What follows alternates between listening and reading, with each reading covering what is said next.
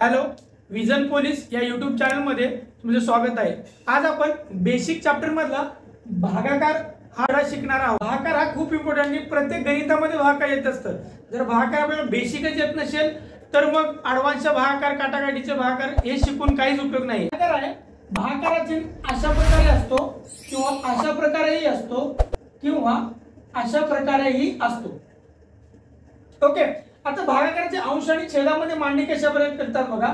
हा 6/2 याला अंश म्हणतात आणि याला छेद म्हणतात। याला भागाकारात मांडणी कशा प्रकारे करतात, 6/2 म्हणजे हा खालचा आहे तो या ह्याच्याने वरच्याला भागायचा असतो।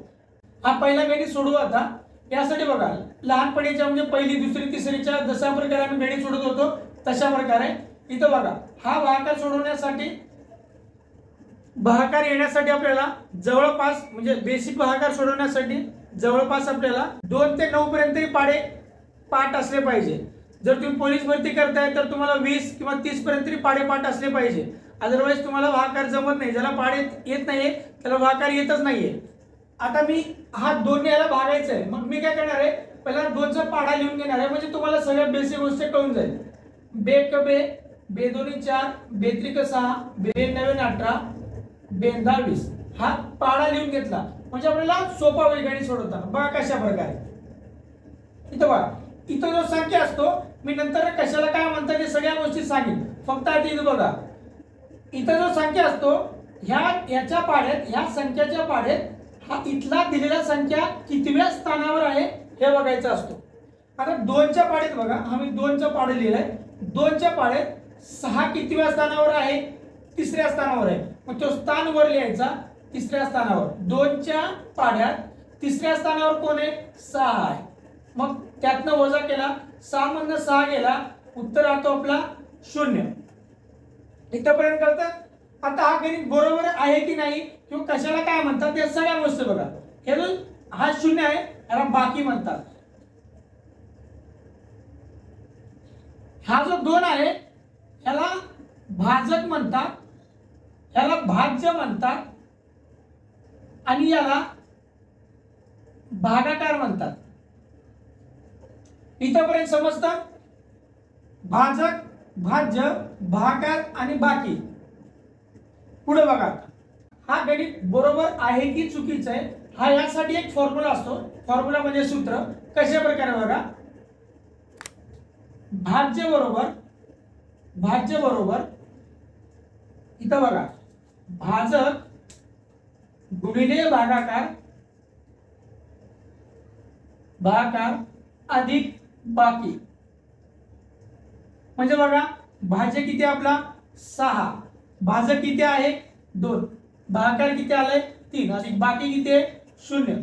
म्हणजे बेत्रिक 6 अधिक 0 बरोबर 60 होत नाही, फक्त 6 आणि इकडचा हा 6 दोन्हीकडच्या बाजू सारख्या आलेत म्हणजे हा आपला भागाकार अतिशय ॲक्युरेट आहे।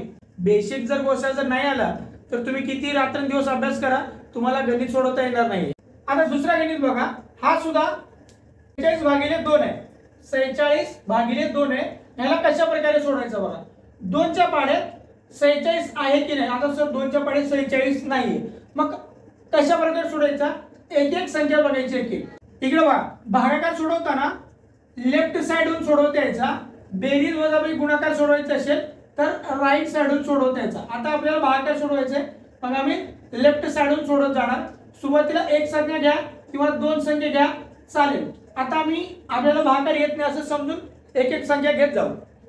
2 च्या पाढ्यात 4 आहे का बघा, किंवा 2 च्या पाढ्यात 4 हा आहे का नाही किंवा कितव्या स्थानावर हे बघा। 2 च्या पाढ्यात 4 आहे, बे दोन्ही 4 म्हणजे 2 च्या पाढ्यात 4 कितव्या स्थानावर आहे, तो स्थान इथे लिहायचा दुसऱ्या स्थानावर। कोणती संख्या येते 4, कळतंय का इथेपर्यंत।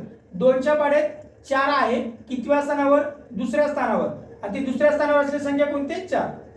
इथं वजा चिन्ह, 4 मधून 4 गेले 0। आता या 6 ला खाली घ्या। अशा प्रकारे जर एरो देऊन जर गणित सोडवलं ना तर व्यवस्थित समजून जाईल। आता 2 च्या पाढ्यात 6 आहे का बघा। 2 च्या पाढ्यात 6 आहे, बेत्रिक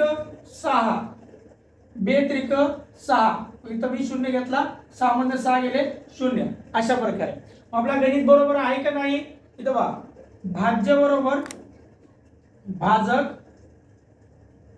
गुणिले भागाकार अधिक बाकी. मग आता भाज्य किती आपला 46 बरोबर, भाजक किती आहे 2 गुणिले भागाकार किती आले 23 अधिक बाकी 0. मग इथं 23 दोन्ही 46 अधिक 0 आणि हा 46 बरोबर इकडचा हा 46, म्हणजे आपला गणित दिलेला बरोबर आहे. अशा प्रकारे व्यवस्थित सोडवायचं. तिसरा गणित बघू आता आम्ही. समजते? जर समजत नसेल तर कमेंट. तिसरा गणित बघा आता इथं बघा 693 भागिले 3 आहे. मग कशा प्रकारे सोडवायचं बघा त्याला. मी इकडनं एक एक संख्या घेत जातो, इकडनं घ्यायचं नाहीये, लेफ्ट साइडून घ्यायचा. 3 च्या पाड्यात 6 आहे का बघा. पुढे बघा आता 3 च्या पाड्यात 6 आहे का, आहे. कितव्या स्थानावर आहे, दुसऱ्या स्थानावर, म्हणजे 3 दोन्ही 6. इथं वजा चिन्ह द्यायचा असतो. 6 मधून 6 गेले 0. आता ह्या संख्याला खाली घ्या. 3 च्या पाड्यात 9 आहे का बघा. 3 च्या पाड्यात 9 आहे, आहे. कितव्या स्थानावर आहे, तिसऱ्या स्थानावर. हो, तिसरा स्थान इथं घेतला आणि हा 9 इथं घेतला 0. ओके, हा 3 खाली घ्या. आता 3 च्या पाड्यात 3 आहे, आहे. कितव्या स्थानावर, पहिला. 3 1 3. आता काही मुलांच्या मनात येत असेल सर, सपोज हा 4 घेतला इथं. काही मुलांच्या मनात आलं सर आता हा 4 येतं. समजा आता हा 6934 असा हा गणित आहे. हा जर 4 आहे सर पाड्यातच नाहीये, मग कशा प्रकारे सोडवायचा. इथं बघा 3 च्या पाड्यात 4 आहे का, इथं बघा 4 आहे. त्याला दिसतंय का बघा इथं कोणाला तरी नाहीये. मग हा 4 नाही याचा अर्थ काय, ह्यापेक्षा लहान संख्या घ्यायचा. कळतंय. ह्यापेक्षा लहान म्हणजे 4 पेक्षा लहान ह्या पाड्यात कोणती संख्या आहे, 3 आहे. कितव्या स्थानावर आहे, पहिल्या स्थानावर. मी आधी याला खाली घेतो. हा 4 पहिल्या स्थानावर, हा 3. 4 मध्ये 1 गेला, सॉरी 4 मध्ये 3 गेला, 1 राहिला, म्हणजे 1 हा बाकी राहिला. आपला बाकी राहिला. चालतंय. इथपर्यंत कळतं.